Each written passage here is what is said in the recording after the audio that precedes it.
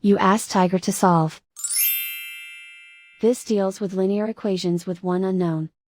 The final result is x equals 250 over 3. Let's solve it step by step. Simplify the expression. Group like terms. Multiply the coefficients. Simplify the fraction. Group all constants on the right side of the equation.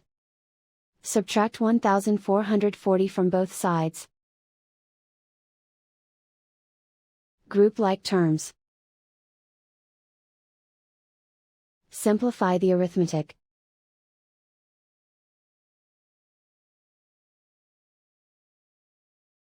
Isolate the x.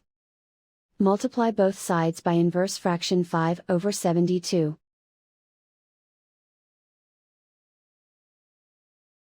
Group like terms. Multiply the coefficients. Simplify the fraction. Multiply the fractions.